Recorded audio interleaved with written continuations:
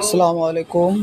আপনারা আজকে দেখবেন ওভারলক মেশিনের স্টিচ কাউন্টার কিভাবে ঠিক করতে হয়।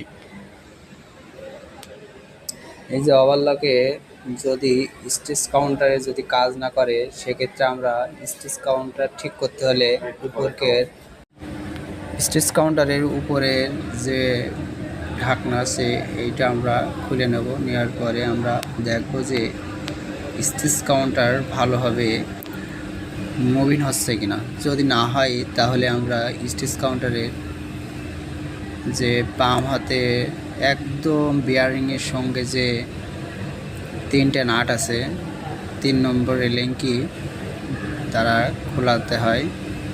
সেই নাট 2-3টা লুজ দিয়ে তারপরে দেখো যে স্টিচ কাউন্টার ভালোভাবে রিমুভ হয় কিনা। আপনারা দেখতেই থাকেন।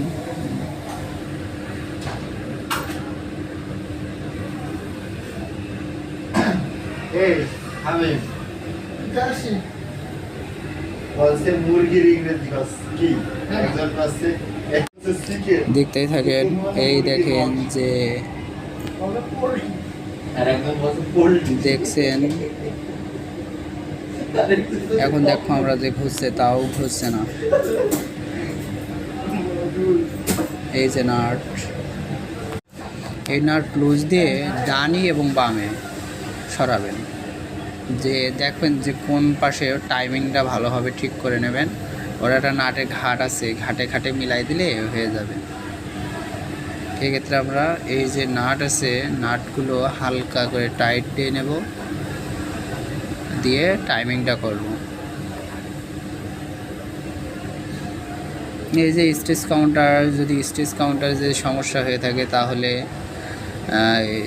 স্টিচ কাউন্টারের সমস্যা হলে আপনার রানিং চলতে চলতে জ্যাম স্টিচ পড়তে পারে, সেক্ষেত্রে দুর্ঘটনা ঘটতে পারে। সেই জন্য স্টিচ কাউন্টার ভালোভাবে টাইমিং করে নেবেন।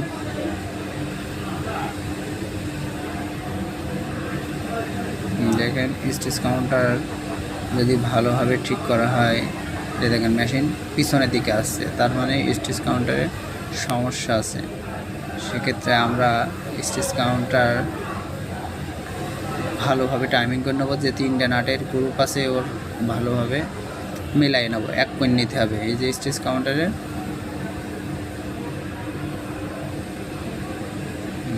এবার বোধহয় হবে, কারণ এবারটা অলরেডি ভাবে আমরা রিমুভ করে নিয়েছি।